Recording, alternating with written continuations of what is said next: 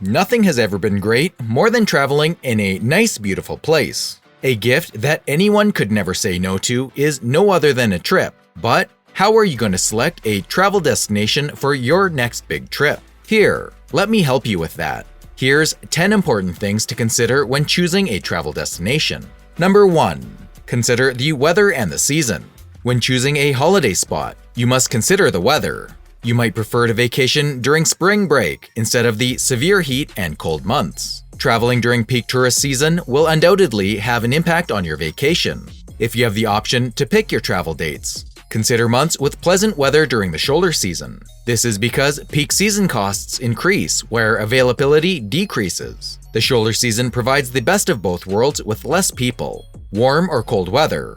Which do you prefer? Is it better to visit during the winter or summer? While visiting during the off-season might save you money and occasionally work to your benefit, it can also have a big impact if the weather isn't conducive to the activities you had planned. If it's pouring all day since it's the middle of the monsoon season, you're not going to acquire much of a tan or enjoy sitting out by the beach with a cocktail. From December to March, for instance, Goa beaches are packed with visitors fleeing from the cold in Europe.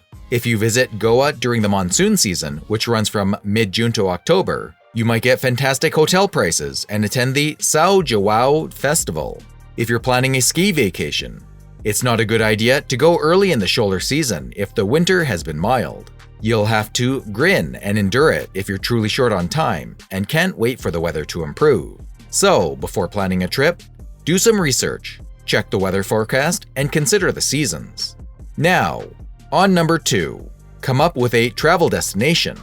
If you've always wanted to travel to Europe, why not make it happen? Don't just put off your visit, since you never know when your adventure will come to an end. Just keep in mind that ideal places might occasionally let you down.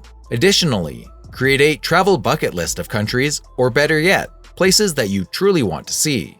This should help you narrow down your travel options. What are your travel plans? Would you prefer to trade in your tried-and-true favorites for off-the-beaten-path vacation spots?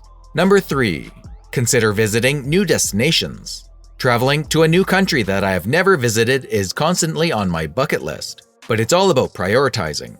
When I return to a city, I make every effort to stay at a different hotel, dine at a different restaurant, and plan a new schedule. We're prone to returning to areas we've enjoyed in the past, yet venturing into the unknown may be really gratifying.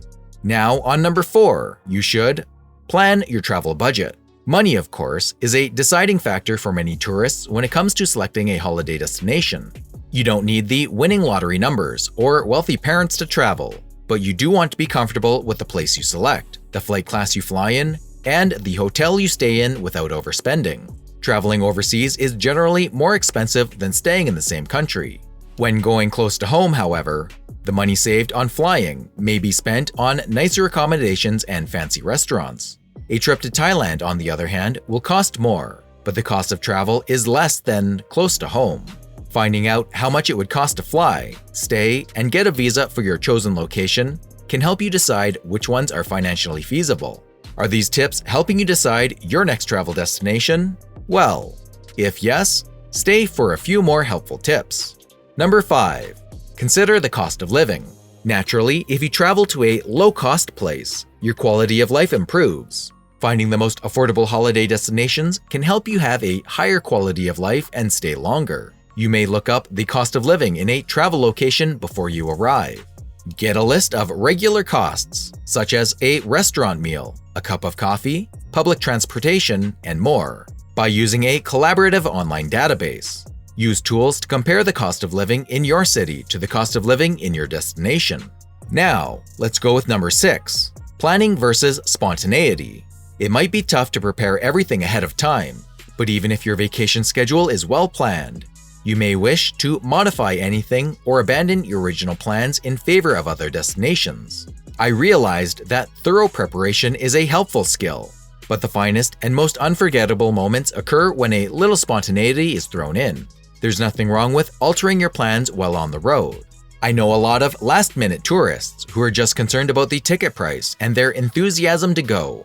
Of course, this strategy isn't for everyone, and it will most certainly deprive organized individuals of the delights of participation and meticulous planning. Plan everything the way you want it so that you may modify it later when you get to your destination if you choose. You'll come across spots where you'd want to spend some time, as well as places you'd rather not. Some locations may be pricier than anticipated. At the same time, alternative locations may be far less expensive. Flights may be hampered by the weather, which further adds to the uncertainty. As a result, striking a solid balance between meticulous planning and unpredictability is definitely worth the effort. By meticulously planning each step and adhering to it, you may restrict your vacation experience and cause extra complications. The key is to combine both techniques to achieve a balance of meticulous planning and spontaneous judgments. Now, with number 7. Will it be a short-term travel or long-term? Certain places need more attention and make more sense than others, depending on your interests and the amount of time you have to travel. If you have just 1 or 2 weeks to travel, it's best to focus on a single city or region. You should avoid rushing about in an attempt to see as much as possible. Visiting only one site during a short trip reduces stress and allows more in-depth exploration. Long-term travel, a few months to play about, usually means more alternatives. When I travel on a long-term journey, you should thoroughly research the nations you'll be seeing, with their chaotic traffic, beggars, and dirty streets. Some of them may drive you mad. It might be stressful and exhausting to go to such places. It's more convenient to begin and conclude your journey at a familiar location. When you're comfortable, the exploration process is much easier. Number 8. Who are you traveling with? Are you going alone, as a family, as a couple, or with friends? Needless to say, the individuals you travel with will have a significant influence on your destination. If someone in your party has special travel plans, you must consider this while deciding on your next trip. Everyone who travels should have a good time. If you're traveling as a family with small children, you'll want to make your trip instructive in some manner. Then there's sightseeing, kid-friendly museums, and cultural events to consider.